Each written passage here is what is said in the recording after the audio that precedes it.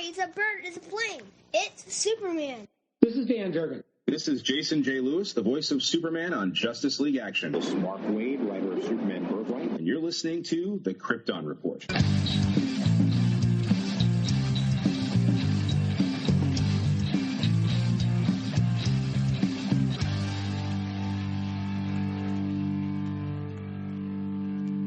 Welcome to the Krypton Report, the All Things Kryptonian podcast, where we talk about anything relating to Superman, Supergirl, Krypton, DC Comics, and TV, movies, video games, comics. I am your host, Tyler, the Superman of Blue, the Man of Tomorrow. All right, everybody, welcome to this new episode of the Krypton Report, and today I am joined by fellow podcaster and friend. You may have heard me recently. I was on her show, Supergirl Radio. Great podcast. Check it out. Fun, even more fun if you watch it live on YouTube. But I'd like to welcome Rebecca to the show. Welcome, Rebecca. Well, thank you for having me. It was such a pleasure to have you on Supergirl Radio, so I'm glad to speak with you again. Yeah, it was a blast. And, you know, it's fun. Like I said, just like doing the live thing that we're working on doing here now. And I enjoyed it, and I really enjoyed. So not too long ago, last month in September, you did a panel at DragonCon, and I was telling you off mic, but then I said, hey, you know, we'll kind of save this, where it was like would you say like a battle royale type thing of Superman. You had a panel of super fans and super podcasters, and I was like, if ever there was a panel of podcast people I should be on, this was the one. I loved your dialogue with everybody, and I'm in my car driving, listening to this, like, yelling, like, yes, that, no, yes, no. It was a good time. And yeah, ironically, the day I was listening to it, is I was driving store to store trying to find my kid's copy. That's right, my kid's copy of Zack Snyder's Justice League. I was like, this is cool. I'm going to find this movie, and I'm listening to this podcast. Yeah, it was a good time. It was a DragonCon panel, and I had been I've been doing panels at DragonCon for a little while now, and I saw that was an option, and I didn't really know what it was. It was called Superman Battle Royale of Superman, and it was basically just putting out categories of things like best suit, best suit.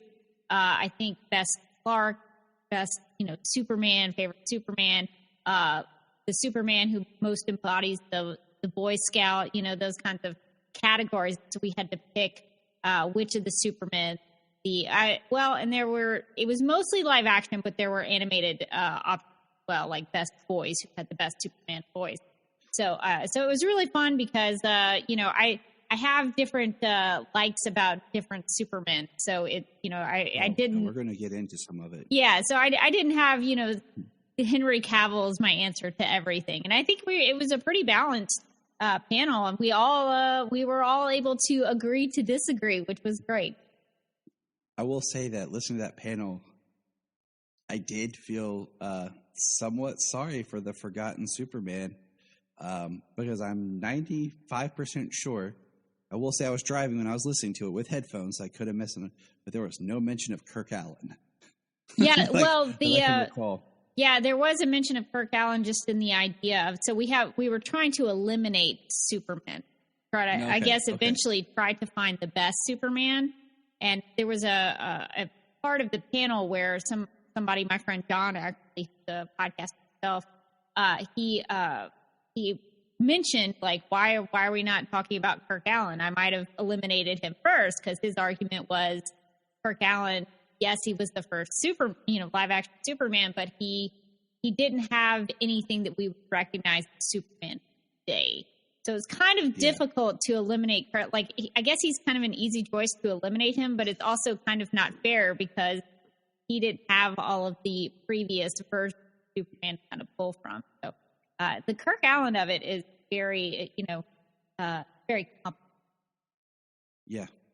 It's interesting about his Superman just because it's like what he did, George Reeves came in and did it better. Yeah. And took it up because I want to say 2 years ago, a year ago, I can't even keep track of time anymore. I think it might have been last year. we were doing this thing called pilot season where we were kind of just looking at the first pilot of every version of Superman. And we've been doing it for several years now. And we compared, we did the first, I think, 1 or 2 episodes of the serials. Then we did the first episode of the George Reeves show, and how the first part of the George Reeves pilot is like the first part of the serial when it comes to Mom, Pa, and everything, but it's all a little bit better. And I agree with your argument about poor Kirk there.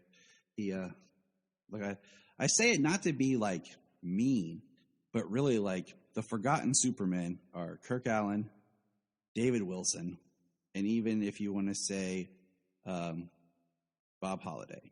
Oh yeah, Bob Holliday. What a wonderful voice. I have some of his.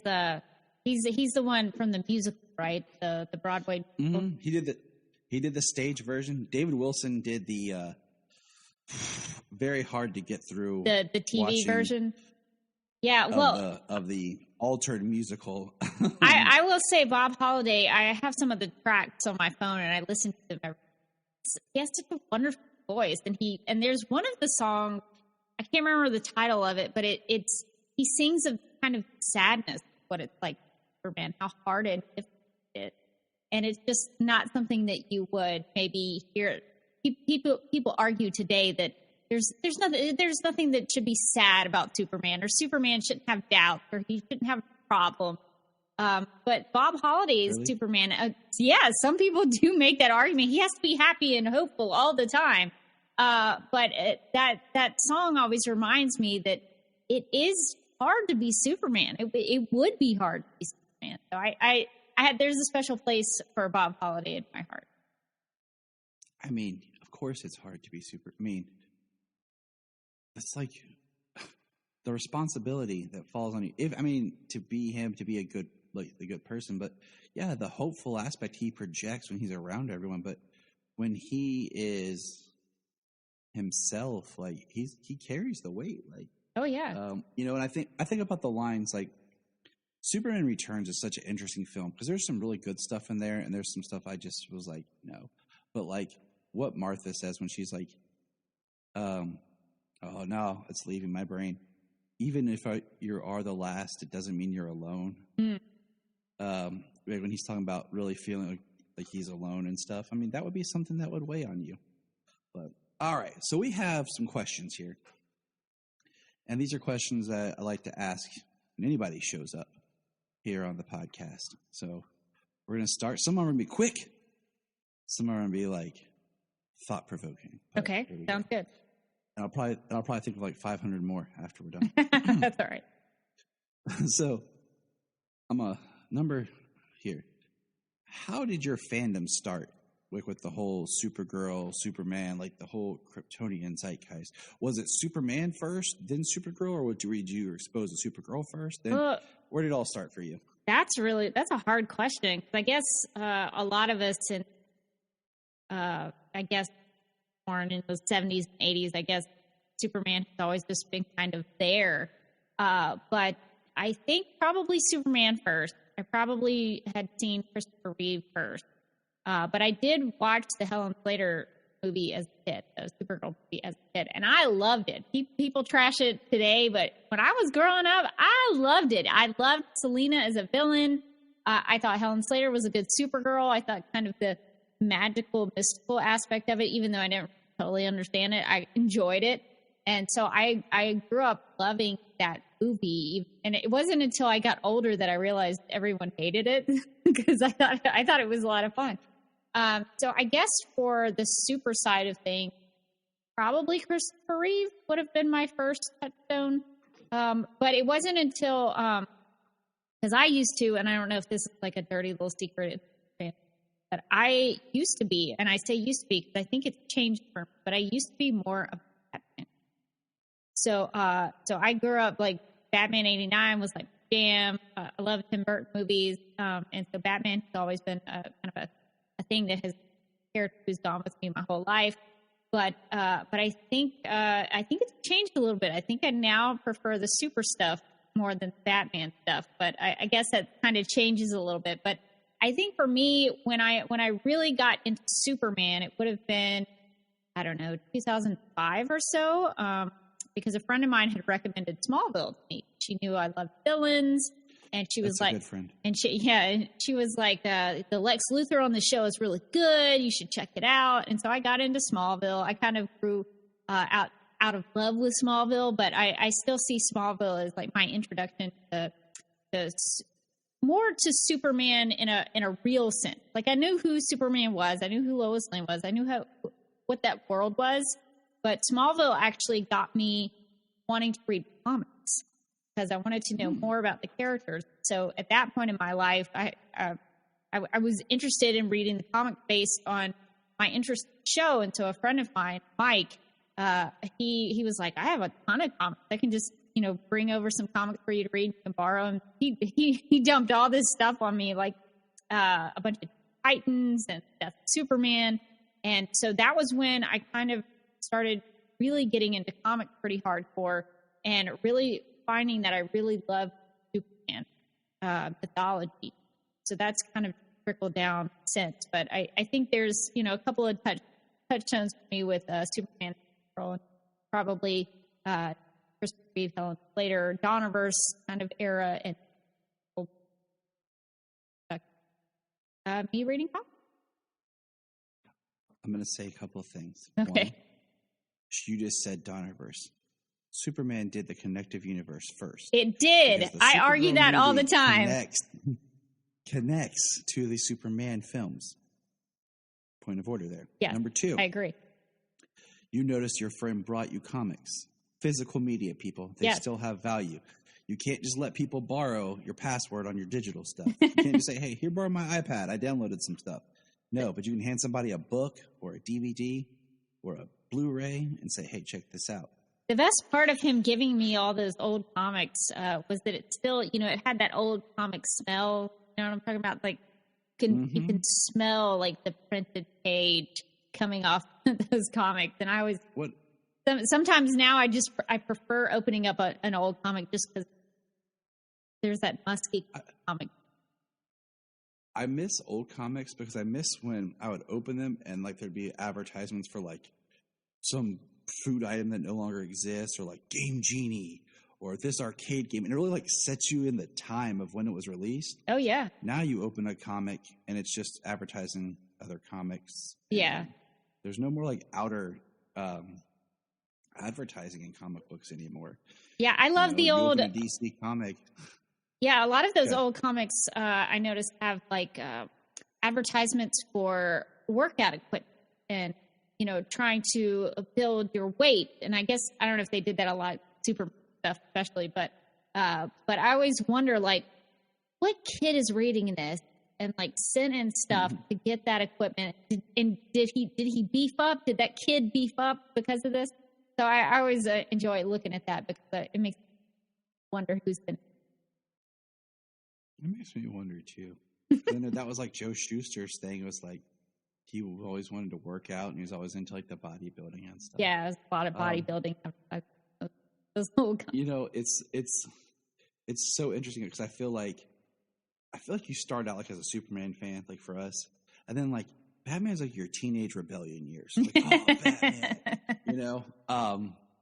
and then like for me, I think I started getting more in like my Superman fandom took more of a stronger presence more than anything because I realized that I wanted to read the stories and reflect the character that I felt the real world needed most. Like I enjoy Batman. I enjoy Batman stories and Batman movies. I like the detective angle, and it's a great character, but I don't identify with the character. I mean, it's not saying I'm Superman or anything, but like there's a lot of qualities in that character that I identify with and I love, but I also love the hope and the aspirational. I wrote a piece that appeared in the Daily Planet online about why I always wear a Superman shirt, and it was about just the idea of that symbol having this true, beautiful meaning that still reflects, hope, aspiration, a sense of caring for all. Even right now, like it's hard to see, but like I have my shirt is the BVS. Nice. Batman with the Superman in it. My wife got me back as like it was a special preview thing before the movie came out. It's like it came out like the shirt came out, like it was a limited edition in 2015. But so I always have one on. I mean, even I have my Superman tattoo always too, but like, right. So it's just how I've kind of gotten to where I'm like, I like the character more. But enough about me. I talk about myself all the time. No, that's how. No, I agree. I do that sometimes if I feel like I need a little extra courage, and I need to go somewhere and do something. Or I remember my first day back. I had surgery for my cancer that I back in.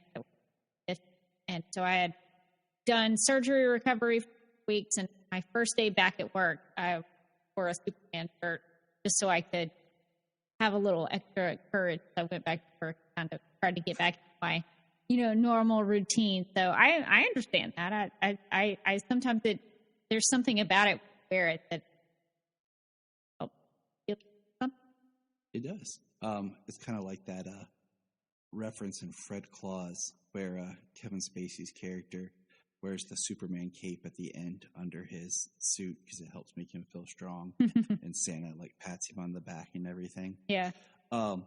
When I do that boost, sometimes what I do is I just hear like some of those like Jonathan Kent speeches in my head, like he's talking to me. I'm like, yes. What am I going to do? What kind of man am I going to be? Well, Jonathan Kent is very wise, so that's a good person. I'm just like, thanks, voice in my head, Jonathan Kent.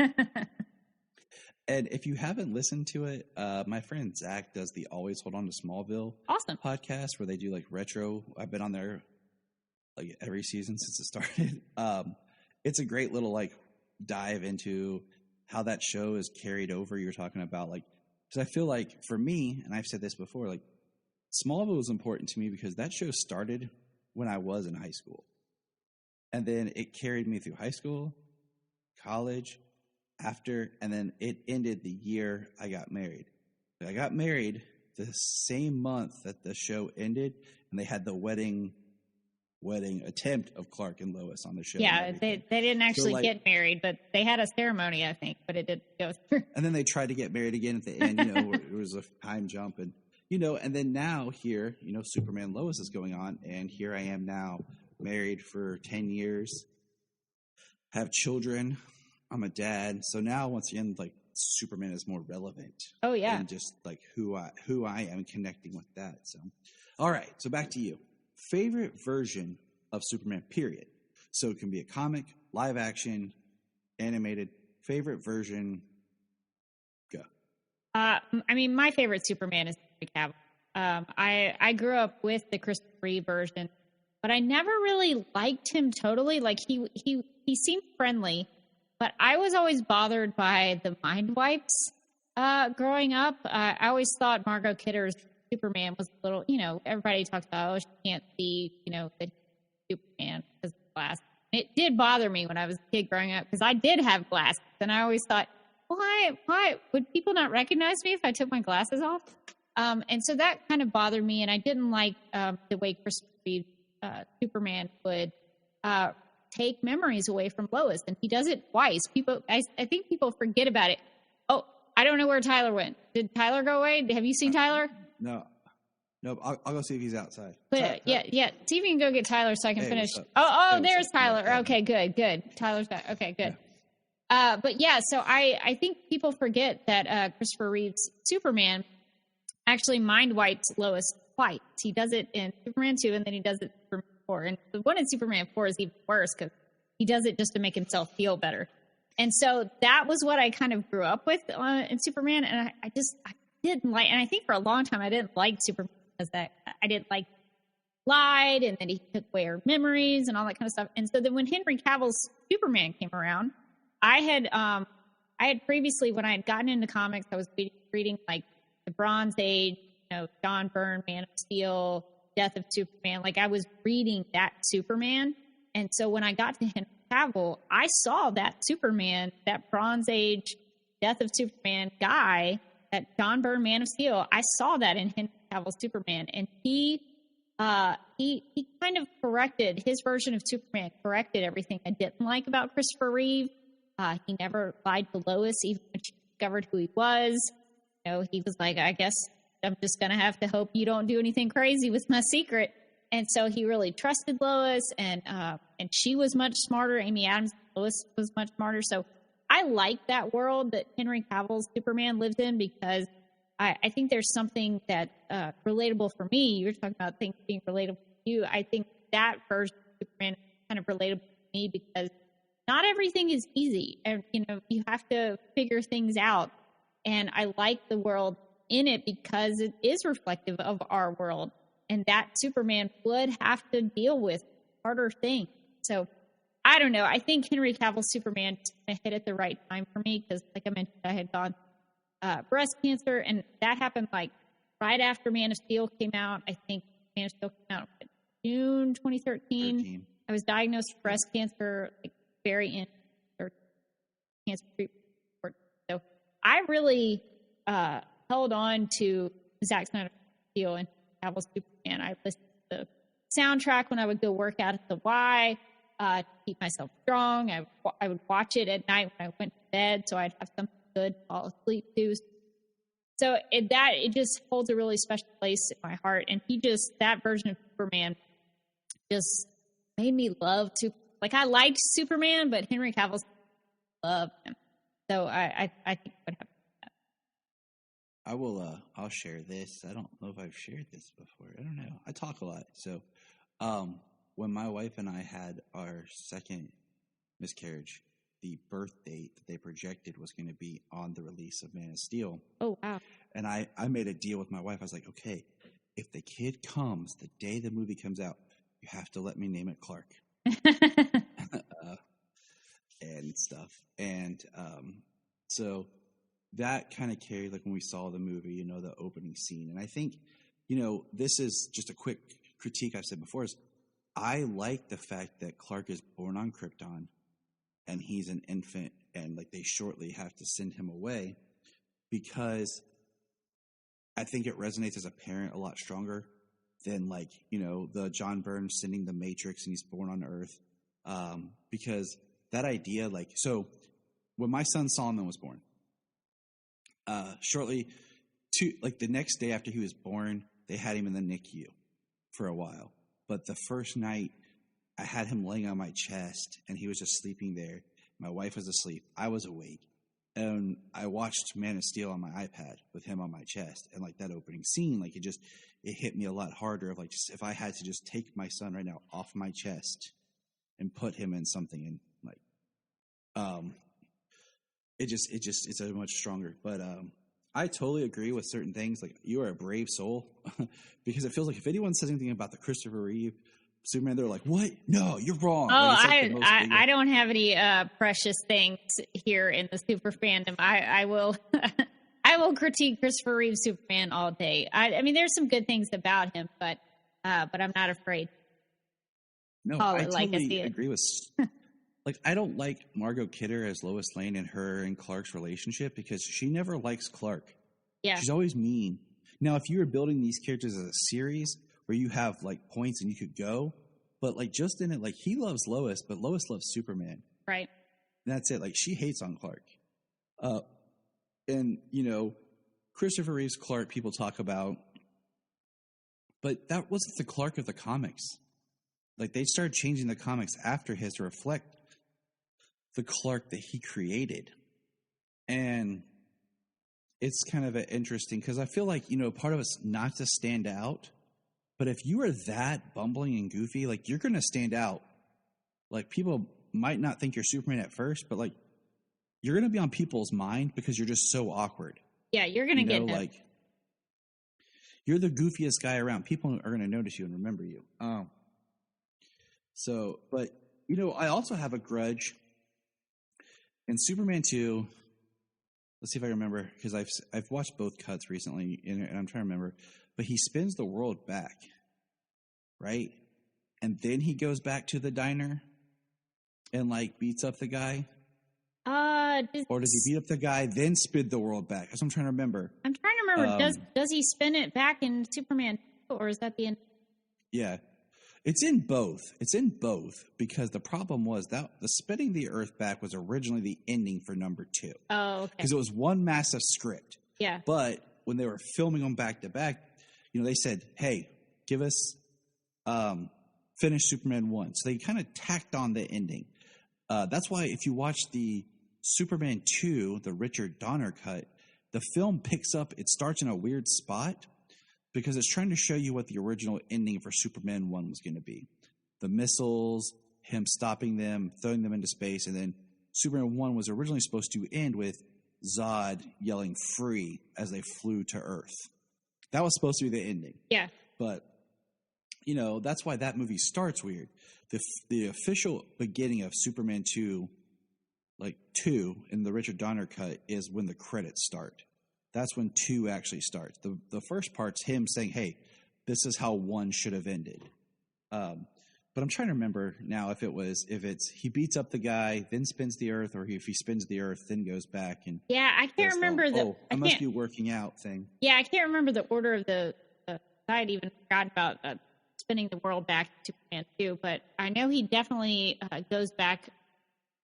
Guy at the diner after he gets his powers back. That's all I know. Yeah, so which seems kind of unfair. I'm gonna look that up. I think it'd just been better if he just did the "come here, sir," and this guy punches him and breaks his hand, because he's Superman. That's, but he does throw him through an arcade. Well, yeah. It's been a while since I've watched Donner cut out. I'm trying to remember. Should visit it. I'm trying to remember the end of Superman 2. Because like I said, I've watched both versions so much that they might just be bleeding in my brain. Yeah, They might have just done this. Yeah, I think it's he gives Lois the memory kiss, then goes back to the diner and messes with the dude, and then it ends. Yeah, I think that's it. Yeah, don't ever do a marathon where you watch both at the same time. It's hard. It's hard to keep up with them. Yeah.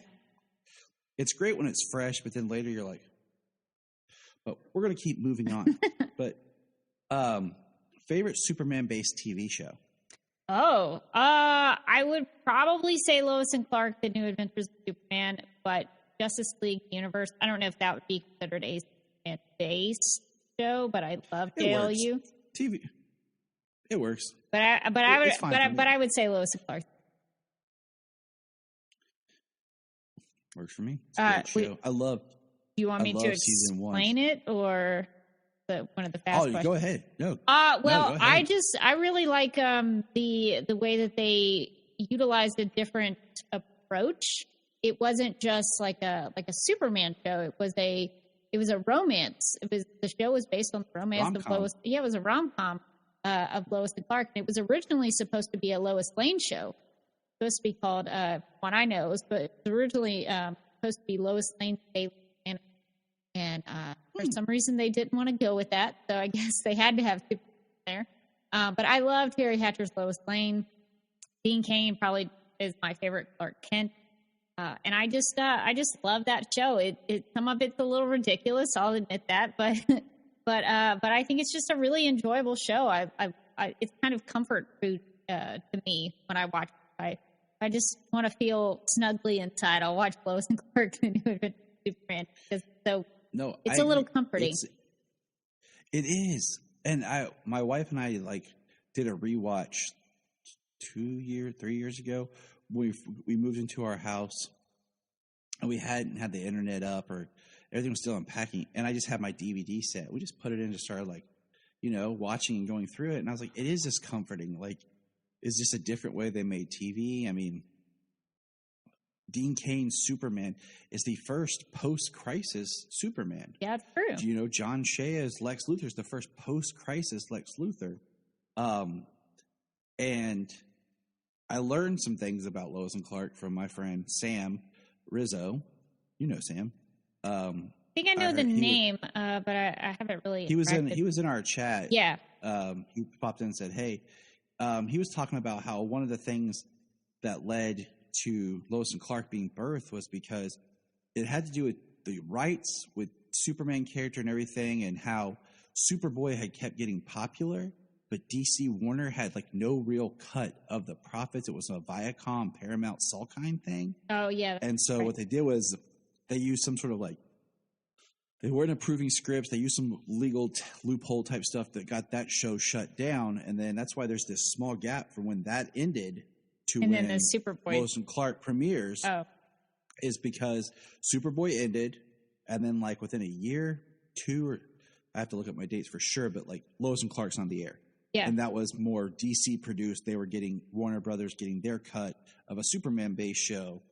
And that's what helped birth, the whole Lois and Clark thing. And, it's funny because to me, I had Christopher Reeve Superman, but Dean Cain was more of my childhood Superman because it was harder to find home media of the Chris films. I think I had a TV dubbed, VHS of the first two together because I always forgot, like when I was younger, what happened in what. I thought it was all one movie because I remember, the Kryptonians at the beginning and then this. But then when I got older and I watched it, I could, it's two different films. And it always seemed like Superman 4 was on TV constantly. It had to be like super cheap to broadcast because I felt like every time I was at my grandparents' house, it was on like the local TV station or whatever. So I had that, but like the Superman, like I tuned in to watch, like was the Dean Cain Superman because it was on Sunday nights, and that's just what you did. Yeah. You watched. So that was a big, and then of course the animated series came along and everything. All right, so. You've kind of already said this, but we're going to tweak it a little bit. Favorite version of Clark Kent? Probably the Dean Cain from Lois and Clark. And I like Tom Welling Clark Kent. I think, especially in those early seasons, I think he did a really good job showing the awkwardness, teenage side of Clark, where he have frustrations about being able to do certain things, powers, being able to fit in. I thought he did all of that really well. I had problems with him as he grew older, but I thought in those like first 5 seasons, I think Tom Welling did a really good job with Clark Kent. That's really he signed on to be Clark Kent.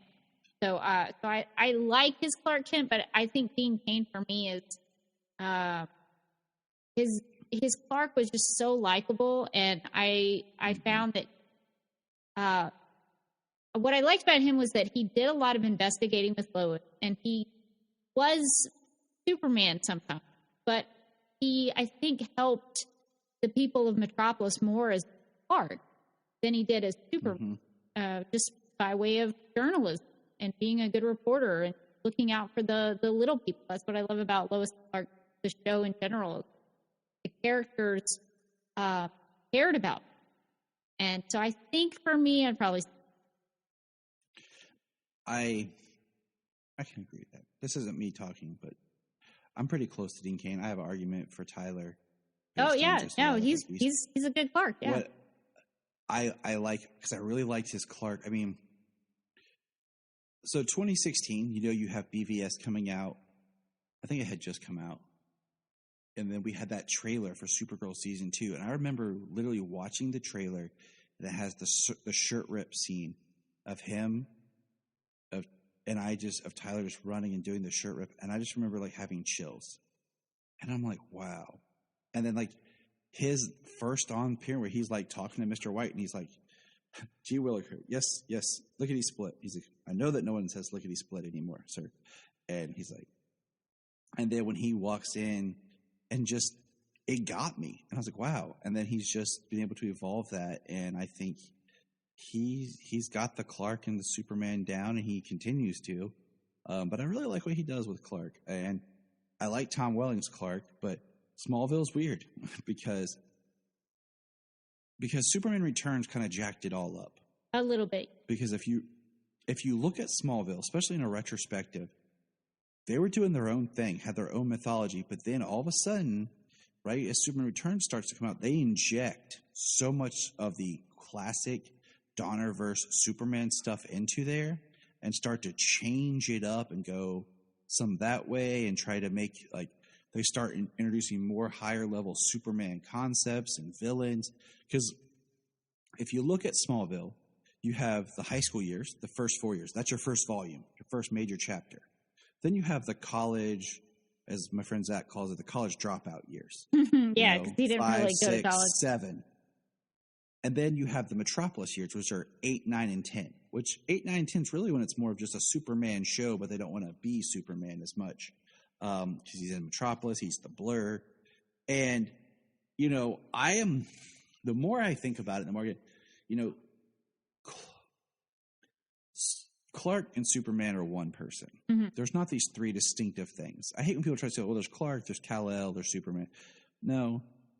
Kal-El is just the name that his Kryptonian heritage had. Right. But he is who he is. He's a person. And it's like if you look at this as a person, when he's Superman, he's a little bit more this way. He projects himself a little bit more. He's still himself.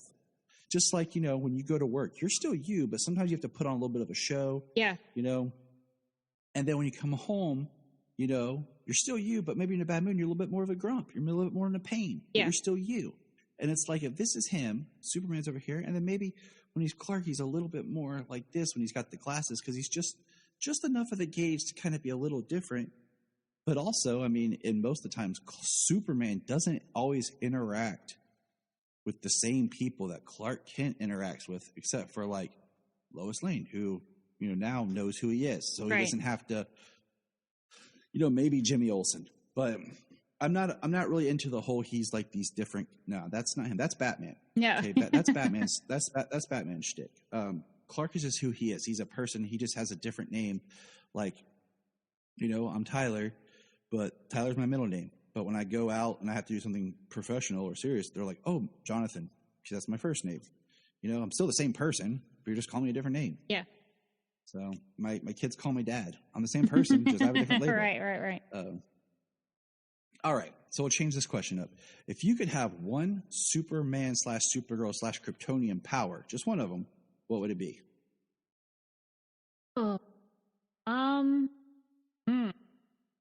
that's tough because flight's obviously always the obvious answer to go different places. But I also have a little bit of a fear of heights. Not completely debilitating, but I do have a fear. So I don't know. I'm kind of like Clark Kent from Smallville in those early years. He had a little bit of fear of heights, like fly or jump very much. No, I really like heat vision, but I don't know that I would use it for much. I think it's a properly. It's a really cool power, but I would be afraid of the consequences of heat vision. I would probably burn parts of my body off, or I would burn a house down or something. I guess. Many times I wish I could just like use heat vision on somebody or something like. Yeah, heat vision is so dangerous. I guess invincibility maybe. I don't know if invincibility also like would prevent things like cancer or like super healing or something like that. But I like the idea of invincibility because then you wouldn't have to worry so much about like. I work at a university, and so sometimes I'm worried that the college students don't really know how to drive or going to hit me while I'm crossing the street. It would be kind of nice to be able to go about your day and not worry if you're going to get shot or hit by a car or something like that. Even if you crashed in an airplane, God forbid, you could hit the ground fine. So I guess I would probably say invincibility. That's probably more of a practice. See, mine comes down to I feel like flight would be almost worthless without the invincibility. Oh, because true. of like the friction, you know what I'm saying? Unless you have like some sort of special thing. Like, the Flash has the Speed Force, so it's supposed to be like the energy protects him and all that stuff for the friction. So I'm like, if I didn't have the invincibility, like it'd be like, yeah, it kind of goes together. Fire. But I think the strength would be a big one. But then I feel like I'd screw something up. So like the invincibility, I think is where I kind of lean towards too, because. Like you said, just the daily stuff can come in handy. I wouldn't be as afraid of anything. Like, what are you gonna do? What are you gonna do? Yeah. Although Superman also does have a power that not a lot of people talk about, super ventriloquism, which would be kind of fun to play with. You could like shooting out mini versions of yourself from your hand. Yes, that could come in handy. So I think some of those wackier powers might be worth considering. That'd be kind of cool. Like, what are you doing, Tyler? Watch, I'll help you clean the house. Okay, so favorite Superman storyline. Ooh, are we talking? Or Supergirl? They kind of go hand in hand. Comics, TV shows, either. All of it. If you have one-on-one, if you have a comic you want to talk about, if you have a TV show, like. Well, the death of Superman. I mean, I hate to sound like something that everybody probably always says, but the death of Superman comic storyline was the thing that really made me love comics. Because there is a part in, I don't know if it's the death of Superman or the return of Superman, but there's a moment where Lex Luthor goes down into the area where Superman often is, burial site, and he's frustrated that he was not killed. Slams his fist down on the coffin, and the panel cuts to someone trying to resuscitate Jonathan Kent had a heart attack. And that was, I loved that panel so much because it sort of opened my mind to what comics could be. It wasn't just comics are just pretty pictures that sort of illustrate what's happened. It's like, no, they're like cinematic story. They're telling you the action. And I could kind of, I'm a very visual person, and I'm also a video editor by trade. So to see it in that way, that was the first time I had read a comic where it was presented in such a way that I could see it playing out like it's a film. And I loved that. So that storyline also made me appreciate Lois Lane kind of for the first time in my life, because she was smart and she was not someone, that kind of fooled by a lot of things. She was trying to figure out who the real Superman was. I really liked that. So I guess that's the one storyline that really sticks out to me, is like having an impact on my life. But not in a real profound way, but like in my life of reading comics like that, and kind of my fan, because it showed me that comics were just awesome. I think, the death storyline, I joke often how I'm like, it seems like the only important story with Superman is like the death.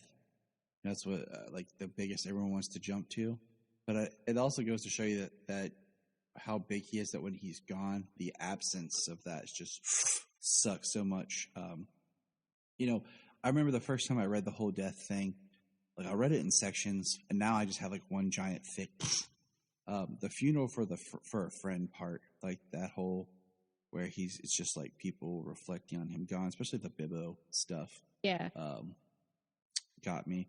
And Bibbo is a character I hope that might appear like in Superman and Lois, like a flashback they're in Metropolis, or they go back to Metropolis for something like that. Would be kind of cool. Yeah, that would be awesome. And I guess if I could mention a Supergirl story, my favorite Supergirl comic story is Bizarro Girl by Sterling Gates.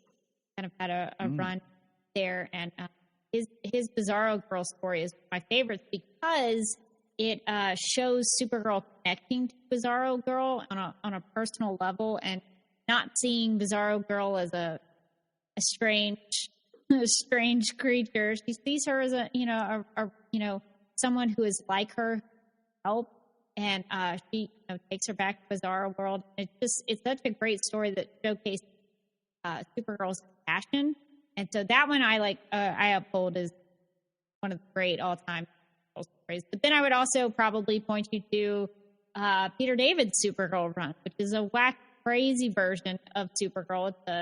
It's the Linda Danvers Matrix Supergirl, where basically Linda Danvers mixed together with it's the Matrix protoplasm, and then it's combined with Linda Danvers, who is actually a story like a satanic cult member, which is kind of wild. But I love that story because it actually, if you read it all in one thing, it does a pretty good job. Sometimes comics don't do a good job of connecting everything, and so you read it and you're like, did I miss an issue? I don't know what to do. But the Peter David run actually is a really good, it's a long story, but it does a good job of connecting all the storylines, characters. It has a really wonderful art, and the story is very mature in the way it's told in terms of like storytelling. So I would probably say Sterling Gates, Starro Girl. And well, that's awesome because that kind of takes my next question. So we'll just chuck that out because you pretty much answered it. But like, the different storylines, you know, that Supergirl, because I mean, she's had a very convoluted history because of, you know, post-crisis and everything. And the pre-crisis, you know, she's Kara Zor-El, the cousin, and then she's, like you said, the Matrix protoplasm thing. And that is interesting because I remember the first time I read a comic with that, and I was like, "What is this?" It was just a random. It was like right when she was dying or something. I just remember like it had Superman on the cover, but he was like in black and purple, and it was like the. I've been trying to find that issue forever. It was the Action Comics, I believe. Okay, I should probably look it up on DC Universe. I'm an idiot. And like she took the form, like she's on the Kent farm, and like the form. If I find it, I'll send you the number. Yeah. What it is. And I just remember reading like, "What is this?" Yeah, Supergirl actually has a long history, and I think it's an underrated comic book history. You know, comes in the Silver Age, and a lot of those stories are kind of the same thing. You have like 3 scenarios and stories over, but it gets a little more sophisticated as time goes on, and get into the 70s and 80s era. They let Supergirl grow up a little more, which is cool. She goes to college and gets a job. She's a camera operator at a local TV station, so I can identify with her that way. I was I worked, so it was kind of fun to see Supergirl did that as well. So I really like the era of the 70s and 80s. So. Sorry, I'm picking on my wife because she made me some tea because she's awesome, but she put it in a Darth Vader mug. And I'm like, how are you going to put it in my Darth Vader mug when I'm recording a Superman podcast? Needs to be themed.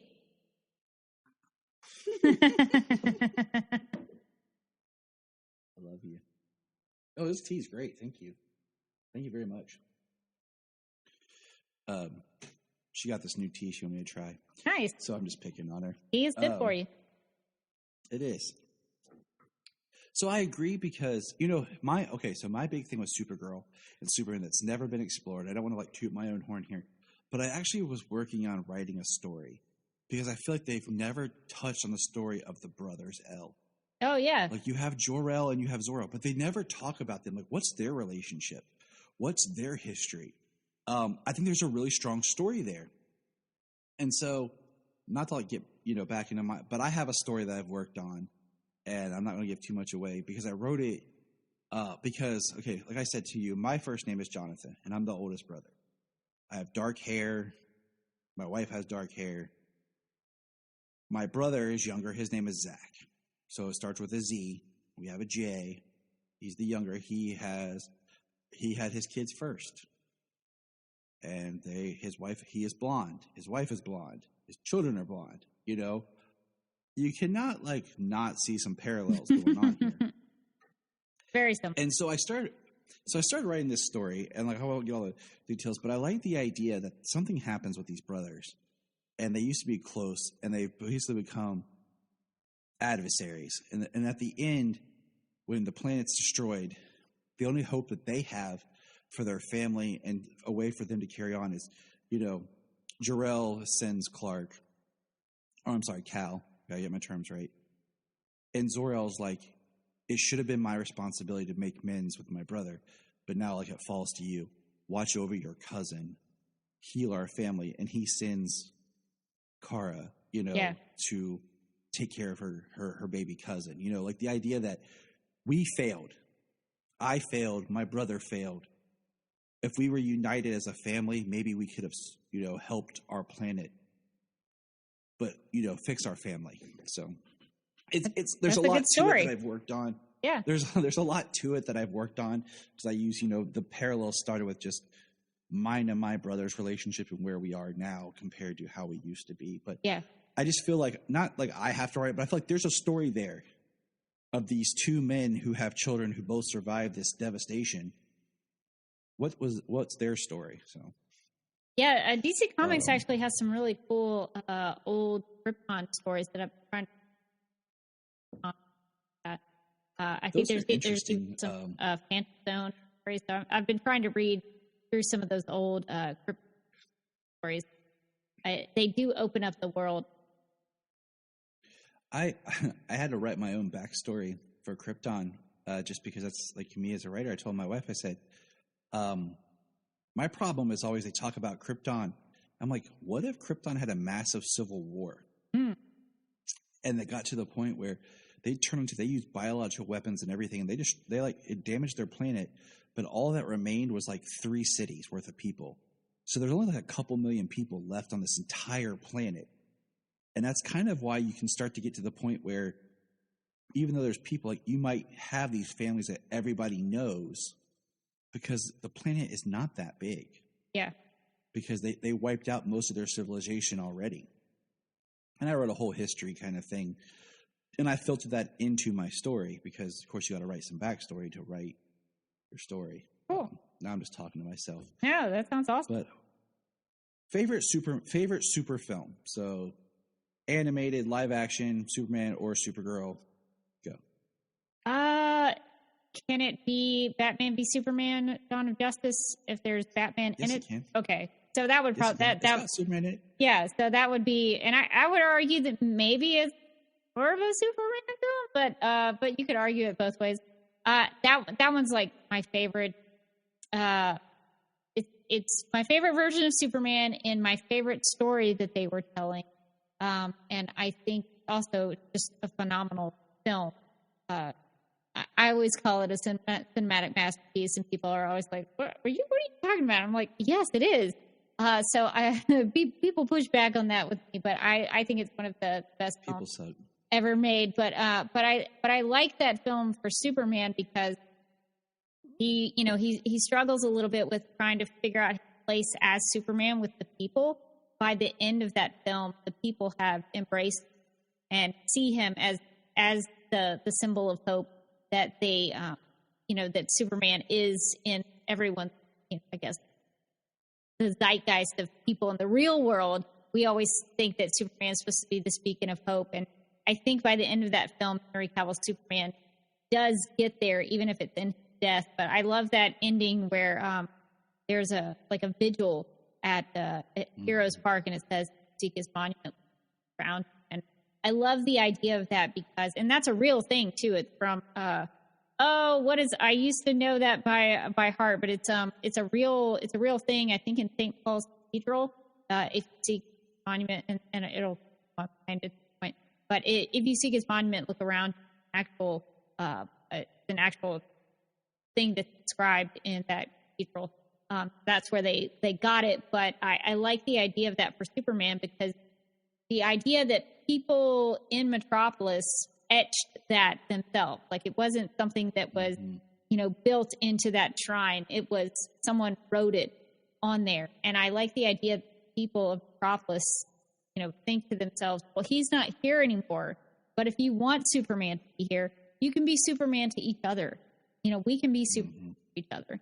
And I just think about that a lot in the real world. Like if I want to see the values of Superman or Supergirl in the real world, I've got to embody those myself and be Supergirl to someone else that I encounter. And so I like the message of that with Batman v Superman: Dawn of Justice because to me it's quite inspiring. A lot of people say that film is dark and gritty and gloomy, and I'm like, this is the most inspiring film I've ever seen in my life. So I think that just based around the idea of what Superman becomes at the end of that. I always have the point that, like, if I was to do a Superman film, I think you have to kind of show the world a little darker, but you got to make Superman the light. Because, like, in the first film, like, you got to make him, like, his inspiration is what elevates other people. It's what changes things. The whole idea is that he brings the hope. And it's like, how does that affect and ripple and everything? And I think, that's kind of part of what they were going for is, like, showing, like, what the world was and then what Superman can make it. All right, and I do you think have a favorite artist? Go ahead. I was just going to say that Man of Steel does that pretty well too, with the scene with Harry holding Jenny's hand when they think they're all die, and that's kind of interspersed with Superman fighting the World Engine. So I think that's really wonderful to show that human beings were having to be Superman for each other in that moment. They thought that was it. So just a simple handhold of somebody who's scared. That's I think that. I was bummed that Lombard wasn't in BVS. Just throwing that out there, like it kind of bummed me out. That yeah, it was good to see him. Where did he go? Live action. At least we got him. I was like, and then there's like one part in Man of Steel that bothers me, and it's like some of the smallest parts. You know what it is? Is when he's fighting on the street and Zod kicks the truck. And he like jumps and like glides between it. It looks awesome, but that truck just goes behind him and blows up, and then the building just starts to collapse. He maybe like, could have stopped it, or you could have stopped that truck, man. Yeah, like I understood it looked awesome, but you could have stopped that truck. No, I agree. I agree. Pick on it's his like first day as Superman. He's figured. Like he's like, look, man, I'm getting beat up like by someone I thought could be family. Okay, chill out, dude. Yeah, so Superman artist or favorite Supergirl artist? Yep. Oh, gosh. I'm more familiar with the Supergirl one just because I read more Supergirl art. So I like Carnero. I forget what her first name is. Carnero, Lupacina, Emanuela Lupacina, I think is her name. But they do a really good job drawing to hair is really important. I think also Bilky Everly, I think Bilquist or Bilky. I need to remember how to pronounce her name. But she's with names. She's drawing the Supergirl Woman of Tomorrow, the Tom King run currently, and that art is just like it's beautiful. You could frame that and put it up on your wall, and people would think it was like some fancy pants artist from some fancy pants gallery. It's just so beautiful. Every panel in those books is gorgeous. Coloring. So I think probably those three Supergirl artists would probably. I wish I had their full names. Their names are escaping my brain, but I want to say Carnero has the first, but Carmen, I think. Carmen Carnero and Emanuela Lupacino.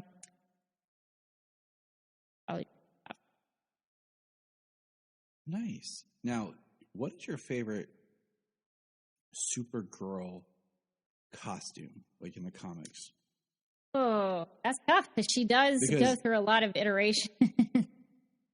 I'll just throw this out there. I absolutely hate the one where it was in like the early 2000s where it's like almost looks like a crop top with like the really short skirt that's really flowy.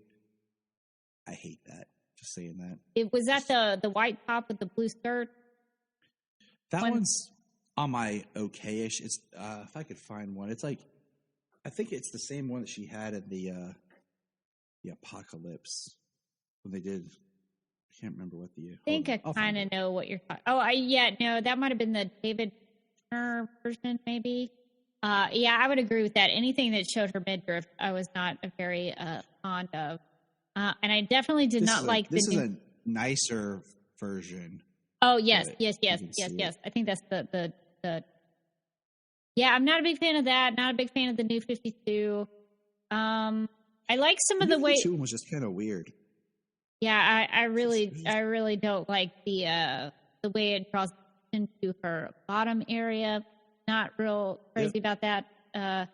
Definitely. I can definitely tell you that I would not create that costume design. I don't know. I totally agree with you. Yeah, I like the Rebirth stuff because they were trying to kind of pull the Rebirth look into Supergirl TV series on CW. I think the job of trying to adapt that. The Silver Age is really interesting because a lot of times she actually has like a full blue suit, like the blue top with the skirt. That's my favorite. That's the superhero girls. Oh yeah, that's a good version. I like her shoes in that. Because my daughter loves that, and that's the costumes that she has. Yeah, I mean, she's had a lot of costumes. She's had like the short shorts with the blue shirt, the S shield like on one side of her chest. Had I think different iterations. I'm not crazy about the Linda Danvers look. So probably either the Silver Age or the Rebirth era would probably be my favorite. I can really agree with you on those. Like, I know it's comics, but at the same time, you don't have to like draw her like over sexualized. But yeah, that happened a lot in the early 2000s.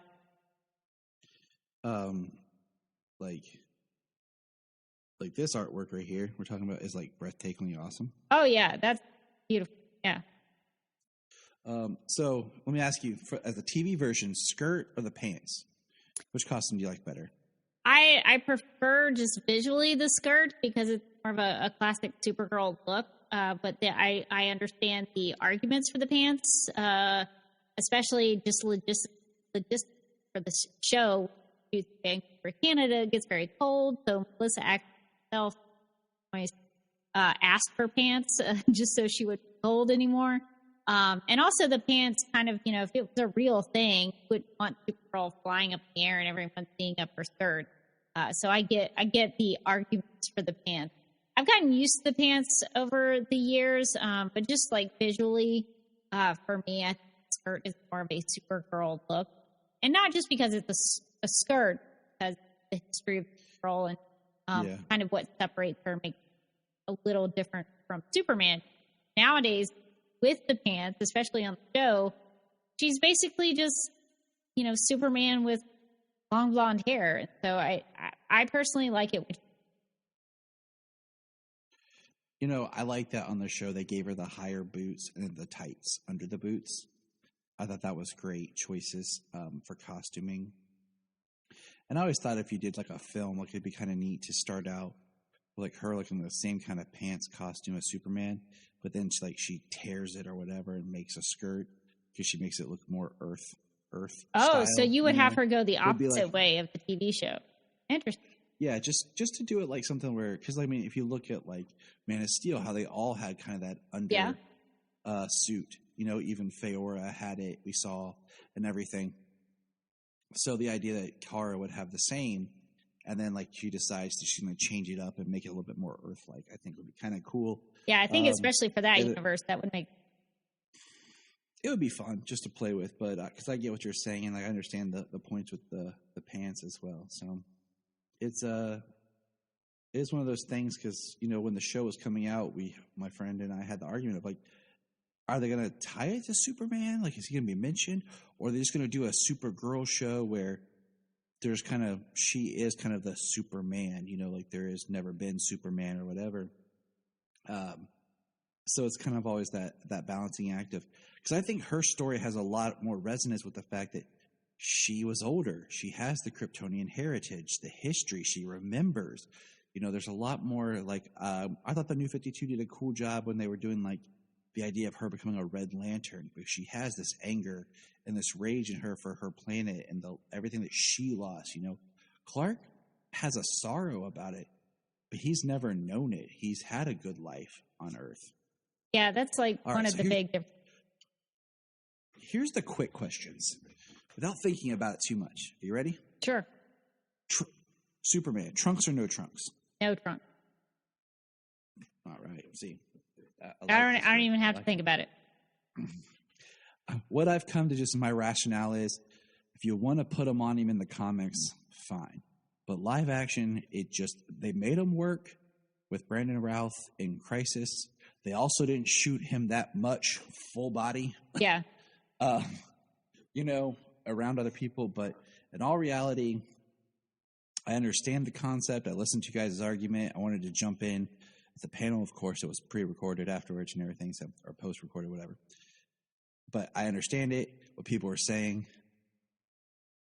But I understand they break up the suit, but they just don't work anymore. Yeah, I don't think that, I think you have to have a justification for it. That's all I'm asking. You do. You do. The Kents, alive or dead in the comics? Do I prefer them to be alive or dead? How would you want them? Alive or dead? Oh, I'm not supposed to think about this real hard. It's okay. I think I like it when there's at least one of them alive. So I would probably say alive. See, I always say that, but then the more I've thought about it, I like the idea that they're both alive. Yeah. I like the idea that I think you could make some really cool, like I've seen memes and stuff, but having just Ma and Pa almost be the family, the mom and dad to all the Justice League. Yeah. Like that kind of extension. Like there was a great thing where it was like a Mother's Day thing, and it was Martha like hugging Bruce, like kind of come here,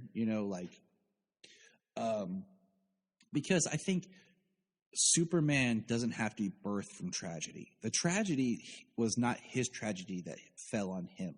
He was an infant. That's like the tragedy of his parents. He does what he does because it's the right thing to do. I know there's a great dramatic story with like his father dying and he can't help him or, all that. But I think the idea that he has both his parents, like in Lois and Clark, because there's some great stuff with both his parents in there. And the idea that he just does what he does because it's the right thing to do. He doesn't have to have this dark, like, side that every superhero seems to have, like that someone has to die, So I like the idea of the Kents being alive. Yeah, I also would echo your love for the fact that Kent sometimes be family for other Justice Leaguers. They play that up a little bit in Justice Unlimited. Kara in the DCAU, or Kara really on the animated. She lives with the Kents, and Martian Manhunter has interactions. I do enjoy that they are, family of parental. One of my favorite episodes is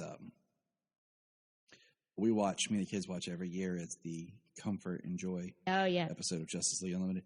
And when Clark comes home with Martian Manhunter, and Martha's like, well, I always knitted a couple of extra, and he puts on a sweater. Even her in the recent Superman Man of Tomorrow animated film, the way they interact with John, like he can, what's the line from her? Like he can stay, like we'll set up the sheets or whatever. Yeah. So I like that vibe from them of being like just their parents, but they'll parent anybody who comes around. So now this gets to be a little bit more towards you. So tell me, why Supergirl Radio? What was the spark? What was your catalyst? I mean, my quick story is, I was doing a Gotham podcast. Supergirl was announced. Krypton was announced. And I was like, I want to do Supergirl. And then from there, I was like, you know what? I want to do more than that. I just want to talk about Superman, Supergirl, Krypton. I want to talk about it all. So I just kind of, took that and made it into the show. But what was your start? Why did you want to do this and the way you do it and everything? Yeah, it's a little bit of a long story. I'll try to condense it down. So Once Upon a Time was a TV show. It's a podcast. We can do it as long as we want to. So Once Upon a Time was airing on ABC, a show about fairy tales, Disney thing. And so I was doing, for the first couple seasons, I really loved it. So I was doing a podcast about Once Upon a Time with my friend. And around season 3, I kind of fell out of love with it. I didn't like the way, the direction the show was going. And during that time, I was also diagnosed with breast cancer. And so I just kind of determined I don't like this show anymore. I'm going through a really hard thing. I think I'm going to stop podcasting. So I stopped that show, didn't continue the podcast, ended the podcast. And so I went through my cancer treatment, did a year of that. And then after that, I came out of that around January, or I guess it was before that. I guess it was like November 2014, I guess. My friend Andy, who I had met, Andy Biback of the Flash podcast, he had been a guest of mine on Once Upon a Time, my Once Upon a Time podcast. So I'd gotten to know him that way. And during that time when we talked for that episode of that podcast, we had talked about DC Comics stuff. And so he knew I was a a DC fan, and he had been wanting to start another podcast and kind of create a network, which is now the TV Podcast Network. And he remembered me and that conversation. And so he approached me one day and he said, "Hey, I'm thinking about starting a Supergirl podcast. I want to be a part of it." And I said, "Well, I kind of wanted to stop podcasting, but after about a year of not doing a podcast, I had kind of missed it. And so I was like, maybe I can jump back into that, and maybe it'll help me feel a little normal." And it did eventually, because when you're going through cancer treatment, you kind of feel a little weird, like your life is not the same. So it was really that initial, like, "Hey, do you want to do a Supergirl podcast?" Help start it, and I had always loved Supergirl. Like I mentioned, I had grown up watching the Helen Slater movie. I had seen Laura Vandervoort on Smallville. I'd watched animated series. So I was really familiar with the character. And so that was kind of the initial spark. And then I had kind of tried to find a co-host. We found another lady who would want to do it with me, named Teresa, and she did it for about a year, and she decided she needed to go on. So then I found two other co-hosts, my friend Morgan and Carly Lane. And so Morgan had been a guest on the first couple of episodes. We talked about Smallville together. We had watched Smallville and kind of watched it while it was airing. So we had gone back a long time. So anyway, I guess long story short, Carly eventually had to leave as well. But Morgan's been with me since season 1. And so we just have a ton of fun together. And we talk about the show, but we also talk about comics. Talk about Helen Slater movies. So we talk about all kinds of things. We just love getting together and talk about Supergirl and having a good time. Within the last year and a half, we started live streaming.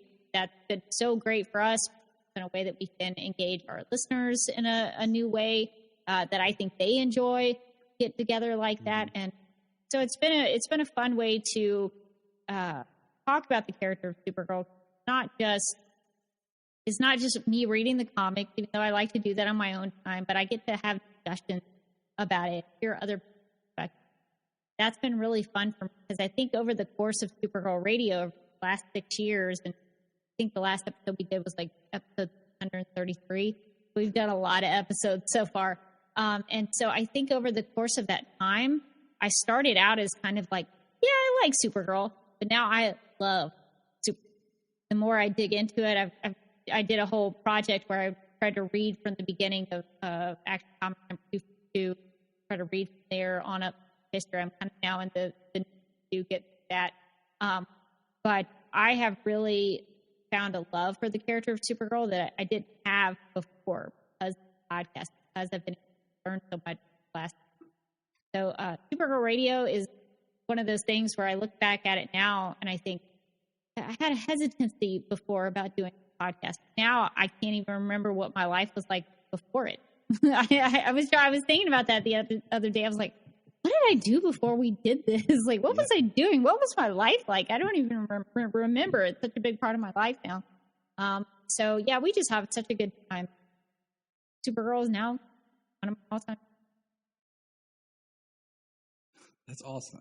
I like that story. I like how you have your friends, you build it up. And so the next part is, with this show coming to an end, what's the plan? Like, where's Supergirl Radio going to go?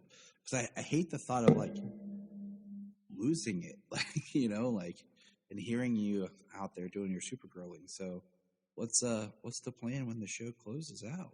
Yeah, that's a lot of questions. The question that a lot of people had for us, actually, because when the She's show, like, "Shut up, Tyler." No, it's a great question because I have a good answer, I think, for you. When it was announced the show was ending, they announced the end of the show on Supergirl's comic book birthday, which was very distasteful. But people, I think we got a couple of people, messaging us saying, "Oh, I'm so sad because this means the end of Supergirl Radio." And we were like, why do we have to end it? We don't have to end it. We can keep going. So I think what we're going to do when it ends is we're going to try to get as many interviews with the cast and the crew that we can of the show, so that we started sort of documenting some of the show history the actors already. And so I think once the show ends, we'll be able to get more of those people because then they don't have to like be coy about it. Yeah. These things. Once the show ends, they can tell us. It was great working with that person. Yeah. That person was a... Yeah. After the show's over, they can say whatever they want to. So I think that's what we're going to try to start doing mostly. But Supergirl's been in the comics since 1959, so we have a lot of Supergirl content to cover that we haven't been able to get through. So we could potentially podcast for decades about Supergirl. So that's kind of where we are. We're gonna do interviews, probably do some comic book stuff. And then also just some fun stuff. We started doing these Supergirl Radio game nights because game nights on the TV series are a big thing. The Super Friends get together and they play game night. So we like to get together with some other podcasts and play games over StreamYard. So we'll probably do a little bit more of that because it's the fun together. So it's kind of whatever we want to do, but my policy is always whatever we do for an episode of Supergirl Radio, it has to tie into Supergirl. It has to have sort of Supergirl connection or something Supergirl centered. Because I used to listen to Kevin Smith's. It used to be called Batman on Batman. Thank you. And I'm gonna high five you right now. Come on, let's do this, bam. Because I know where you're going with this. I know where you're going. Keep going, sister. I used to love his Batman on Batman podcast because he would have Batman actors, and he would read some of the comics, and it was great. And then all of a sudden, it became like a Marvel Cinematic News hour, and he would talk about the Marvel stuff. And I was like, this has nothing to do with Batman. And of course, now it's kind of evolved into this. I don't know what he calls it now, but it's not necessarily just Batman in the name anymore. But I never want Supergirl Radio to turn into that. I don't want it to be like, oh, I come to Supergirl Radio, but you're going to be talking about Black Widow. Like that doesn't make any sense. So so I want if people come to Supergirl Radio, they're always going to get something about Supergirl. So. No matter what we do, that's what it's going to be. See, I love that because I loved Batman on Batman. He talked to artists, he talked to actors. He would sit there and, like you said, he would read the comic, and it was like this almost intimate thing of him and one-on-one. But then like he had Mark Bernardin on, and it was cool. They would do something, and then they started. He's like, "Yeah, we're just going to do the utility belt." They were kind of talking about DC, and then they're like comics. And then the next thing you know, like it's Batman Beyond, where he's talking about whatever with Mark. And then it like became basically the podcast is the audio version of like them doing a TV show like on YouTube. So it'll be like do a 2-shot, a 1-shot, back to you. And then I'm like, I don't even care anymore, man. Yeah, like, I missed the goofy theme song you had.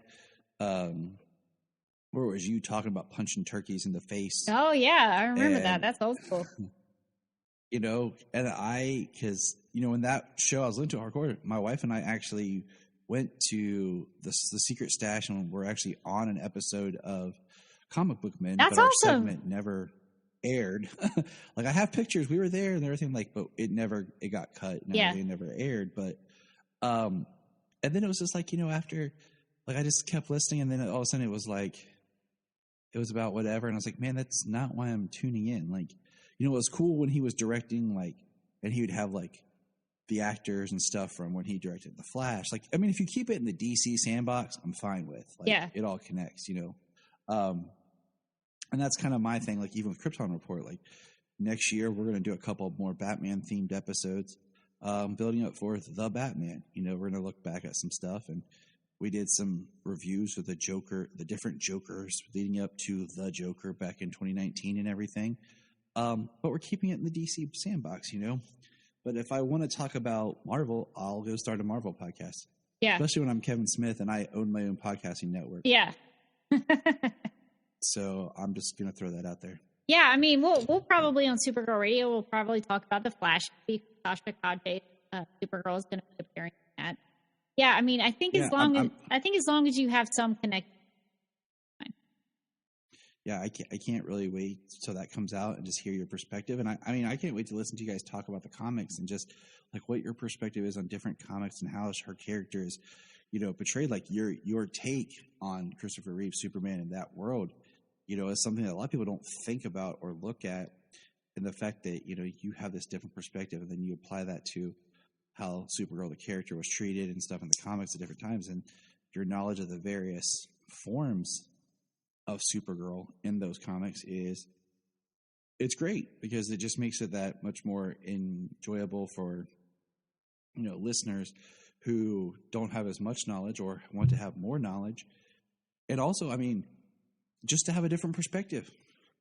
We listening to your panel, like you can tell that people who love Superman, even though it's the same character and we have different versions, they have different perspectives of that character, what they like about that character, and whatever. So here's a hard one for you. Okay. Or maybe it's not a hard one.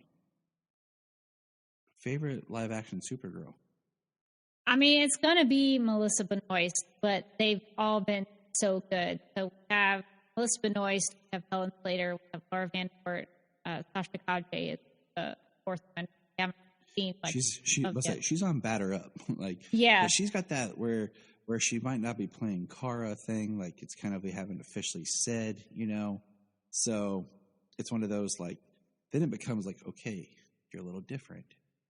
You're a Supergirl, not because when you hear Supergirl, it's just in the comics, there's Batman Bruce Wayne, but then there was also Batman Dick Grayson for a while. Oh yeah. So it's kind of like that. She's Supergirl, but she's not Kara Zor-El. Yeah, we're not exactly sure where they're taking her or what interpretation they're going with her as of right now. But Melissa, I think for me is she's such a perfect portrayal. She hasn't always gotten the best material because the quality of the show has deteriorated over the last 3 seasons.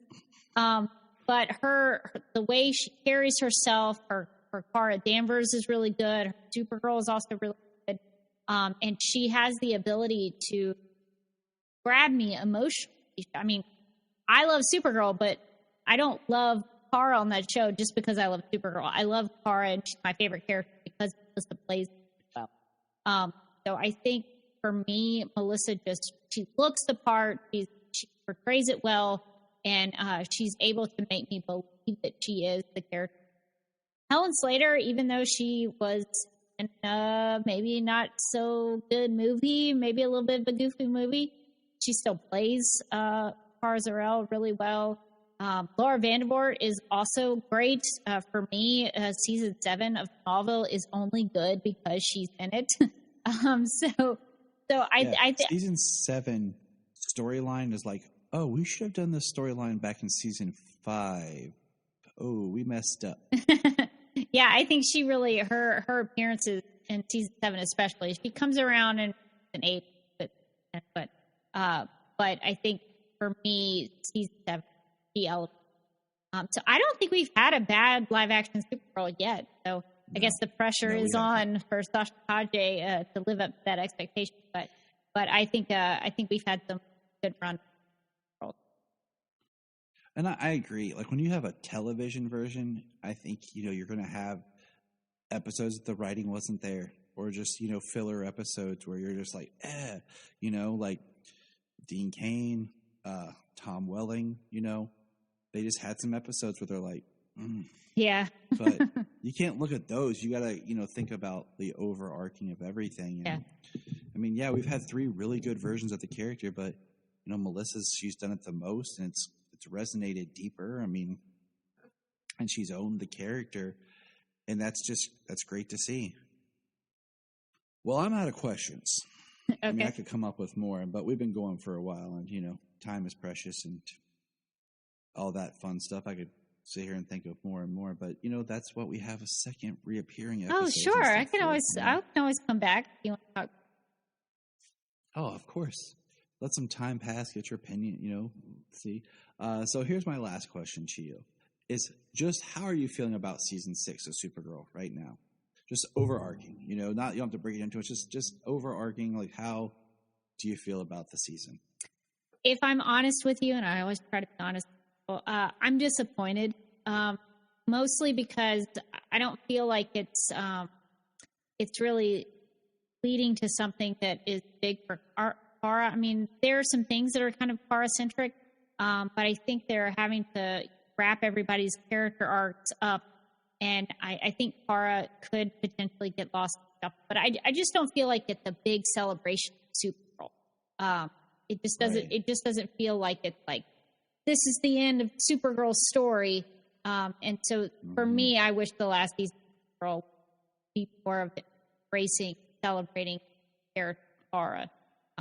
But I understand. They had like that. They had kind of work. But I think final season shows should circle around to the beginning and really get back to what made the show special in the first place. I think that's getting lost. I agree. I really agree with you. I feel like this show, let's see. I feel like this show especially, so I think it goes this show, The Flash, and maybe Batwoman or Batwoman Flash. You can really see the COVID protocol in the production. Like, I really feel it really strong on this show a lot of just how they shoot it, the way they're doing things. And I totally agree with you where I kind of feel like there's certain characters, even like, I hate saying this because like there's characters I like I love Supernatural. Okay. I love that show, but Cass should have been gone a lot sooner. And then he could have come back later. But some characters, I know you like them, but when you keep them around, you have to find something for them to do. It just kind of mucks up. And that's how I feel about Dreamer. I think that she should have had her arc for a good 2 seasons and then left. I like Brainy. I like what they've done with him now, but I feel like he should have cut down. We needed to we extended the supporting cast. We need to start funneling it back down. And make it more Supergirl centric. I mean, you could have, especially after her coming out of the Phantom Zone, you could have, you and I talked about on the show about with Kelly, where she was going in her trajectory on things. And I'm like, Kelly's a character that I like, but I don't need her to be up front. Like, she's great as a supporting character. I want to watch Supergirl for Supergirl. We're out of time now. This is the end. It should all be tight. I should feel something. I should, we think man, this is it. And maybe they should have whittled the episodes down a little bit or something. Just tighten the story. Yeah, I think now we'll see, we're now at the point where in the halfway mark of season 6, and I think it's starting to possibly get really good. But now Nick's, I guess, the time that we're podcasting, Nick is kind of reintroducing herself to Kara outside the fantasy. They will be going up against each other. So I think that has the potential to be a good way to really have a formidable foe. So I think that has good potential and really good for Supergirl. But to your point, I think they're having to serve their story.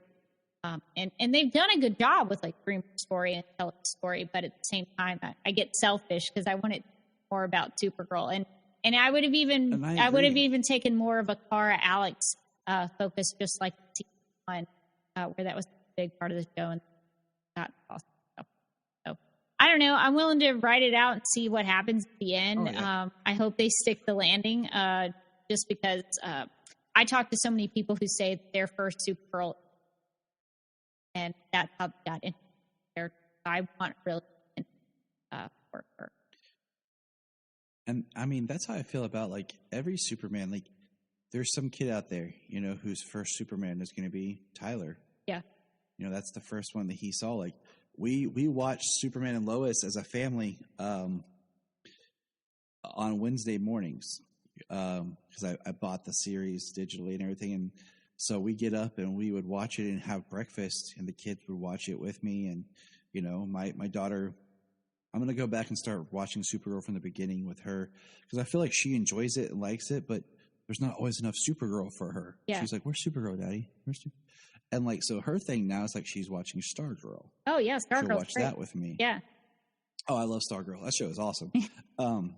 So that's been her, big thing that she's loved. And I think it's important, for those shows to resonate with younger audiences. And it's going to be weird when Supergirl goes because, like I said earlier, like the show was formed for the Krypton TV series and Supergirl, and now in November both of those are gone, and I have Superman and Lois, and then soon a new Superman animated series. Yeah, so right. Like you said, I'll be podcasting for decades. Yeah, there's a lot of material to cover. Well, thank you. We're going to put a pin in it here because we could keep going forever. Yeah. Can't jump. You could be tuning into to Tyler Talks to Rebecca Part 7. That's totally fine. That would be great. But I want to thank you, Rebecca, for being here. And please go ahead and let everyone know where they can find Supergirl Radio and your info. Yeah, if you want to check out our episodes on Supergirl Radio, if you're interested in Supergirl, we always will be podcasting about Supergirl. So you can find our website at supergirlradio.com. We're on Twitter, Facebook, and Instagram at Supergirl Radio. We are also on YouTube. We live stream to YouTube, Facebook, but most of our listeners and viewers will gather on join the live chat there. So you can check that out at youtube.com/BCTV podcast. with an S. So make sure you subscribe. That'll be a way to keep up with our stuff. But we live stream now. We're currently live streaming every Wednesday. Our schedule has gotten a little shifted because of Superman and Lois and Supergirl episodes switching air dates. So we've kind of had to adjust our podcasting schedules. But for right now, we're on Wednesday nights at 9 p.m. Eastern. We would love to have you. All right. Well, there you have it. Thanks, Rebecca. Thanks for Supergirl Radio. It's a great listen, fun, good time. So just check it out. Look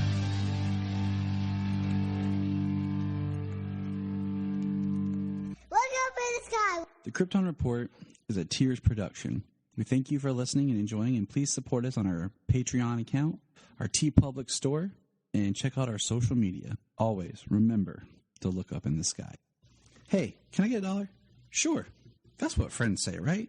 And we all know that we all have $1. We spend $1 on crazy stuff. We have a loose change around the house probably for $1. So why not help a friend out? The Krypton Report, of course, has a Patreon, like every podcast does.